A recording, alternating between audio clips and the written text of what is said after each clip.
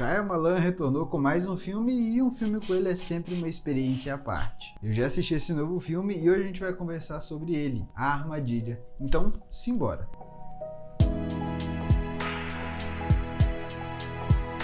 Eu confesso que eu preciso rever alguns trabalhos do Shyamalan. Eu tenho um pé atrás com muitas coisas que eu vi desse diretor, mas eu confesso que os últimos trabalhos dele me deixam um pouco intrigado se não é o meu olhar que está treinado demais para ver algo diferente ou se tem alguns erros grosseiros como eu achava que tinha mesmo. Um exemplo é que em Tempo eu gosto da proposta, mas eu não gosto de como foi o fechamento dessa proposta. Sobre Batem a Porta, eu gosto pra caramba. Só acho que ele meio que tropeçou nos seus próprios erros. Aqui em Armadilha é algo parecido com isso, tá? Mas uma coisa que eu posso afirmar é que nesses últimos 3 longas ele parece ter escolhido muito bem as suas premissas e as suas formas instigantes de contar essa história. O marketing desse filme meio que trabalhou com a pegada de que um serial killer iria a um show da loirinha, da Taylor Swift. É uma ideia legal, divertida, mas ela não se sustenta até o final do filme, principalmente com a ideia desse filme aqui. E se muita gente vai ao cinema esperando isso, provavelmente vai se desapontar,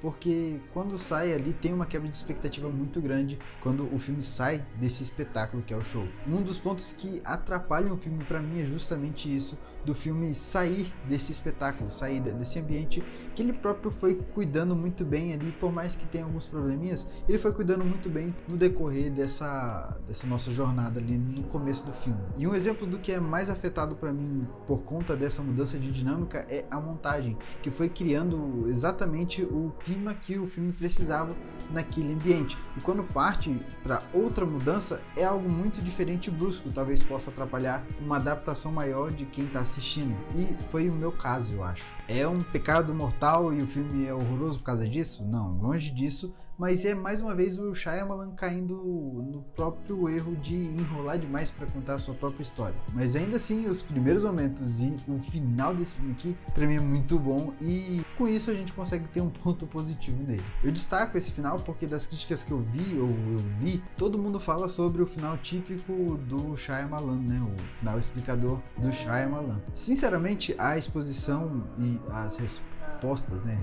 entre aspas, que a gente vê nesse final, elas condizem com a trama, ela ainda assim faz sentido para que seja explicada da forma que foi explicada no filme. Principalmente porque a gente fica interessado em saber como um cara tão metódico, que tem toque, conseguiu vacilar dessa forma e ser direcionado para um show para ser uma armadilha para ele, né? Então faz sentido essa exposição de entender como chegamos até ali, por mais que a gente não compre a jornada do cara como um todo. Mas uma coisa que me faz lembrar do final do filme é o close final, e isso aqui é sensacional. Esse final remete para mim a duas coisas que são as que sobrevivem nesse filme aqui. A primeira é a atuação do Josh Hartnett e a segunda é o olhar que o diretor tem para enquadrar e para contar a sua história através dos enquadramentos. Falando sobre o olhar e o direcionamento que o Shyamalan tem para com a câmera nos seus filmes, ele aqui parece saber exatamente onde os nossos olhos querem estar para acompanhar aquela jornada, para ver algum detalhe que a gente pode ou não ter deixado passar. É como se ele estivesse do nosso lado ouvindo o que a gente está falando e caramba, é interessante demais, até porque, assim, numa das últimas cenas a gente vê que tem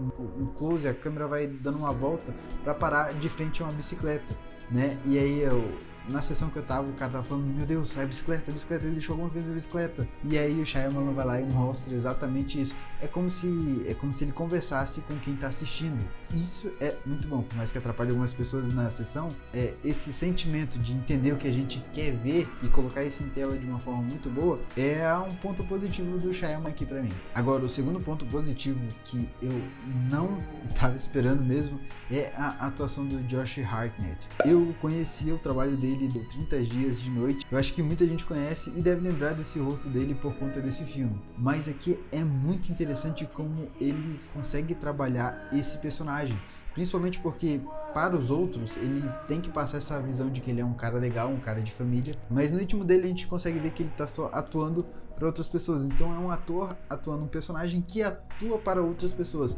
É complexo e é muito interessante do jeito que ele trabalha com esse personagem. Eu achei a atuação dele impecável, porque as situações mais, como posso dizer, que exigiam mais do personagem estavam na parte do espetáculo, no show ainda. Então isso, com o direcionamento que o diretor tem para com seus atores e para contar sua história, isso é um convite prazeroso para um bom ator brilhar. É só elogios?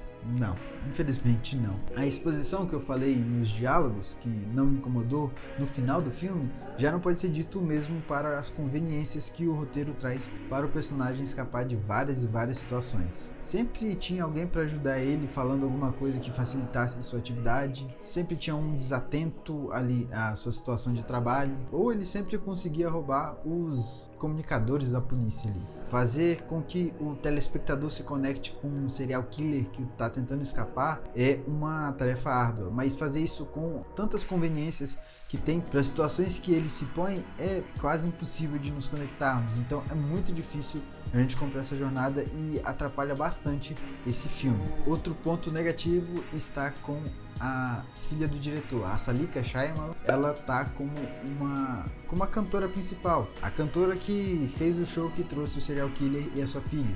O que quebra pra mim essa experiência é que ela parece não ter presença de palco ou carisma nenhum enquanto tá lá em cima do palco. Então parece que essa cantora tá fazendo sucesso mais pra gente que tá no filme do que pra aquele mundo que o filme conta, sabe? Isso atrapalha porque na segunda parte, podemos dizer assim, na segunda parte, quando eles saem do espetáculo, ela tem muito mais espaço pra trabalhar e ela consegue trabalhar bem. Só que a primeira parte, como foi maçante a gente ver a atuação dela ali como essa cantora, essa primeira parte acabou um pouquinho com a nossa conexão com essa personagem. A Armadilha é instigante e divertido, talvez seja um dos melhores filmes que o Shyamalan trabalhou a comédia, principalmente nesses últimos anos. E isso só mostra o quanto ele se desafiou, comprou o desafio de fazer dessa história algo diferente. Ele comprou essa ideia de se arriscar nesse projeto. Eu admiro o Shyamalan por isso, mas assim, embora eu tenha me divertido demais com esse filme, eu acho que ele é um filme que derrapa no que a gente sempre vê o Shyamalan derrapar. Eu acho que é um filmezinho medíocre que derrapa sempre depois de conseguir fazer o mais difícil. Acho até que sem o Josh Hartnett no papel principal, esses defeitos e problemas que o filme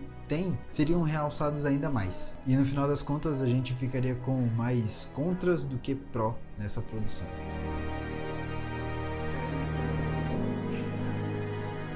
Esse foi o meu comentário sobre A Armadilha, o novo filme do Shyamalan aqui. Estreou recentemente aqui no Brasil e eu fui assistir, mas com o pé atrás por conta do Shyamalan e todos aqueles problemas de vai, não vai, que os filmes dele têm. Definitivamente esse filme é interessante e instigante por conta da sua proposta, mas ainda tem alguns probleminhas além disso. Aqui embaixo tá passando as minhas redes sociais, caso você queira me seguir no Letterboxd, também tá aqui embaixo na descrição o arroba para você me seguir lá. Eu devo trazer outras críticas, eu assisti um filme muito interessante chamado Thelma, que eu provavelmente vou trazer aqui pro canal porque é muito interessante mesmo. Aqui embaixo também na descrição tem o link para o Pitacos do Leleco, caso você queira ir lá e acompanhar alguma das outras críticas, tanto de série quanto de filmes que a gente tem lá no site do Pitacos. Então é isso, eu te espero no próximo vídeo e tchau, tchau!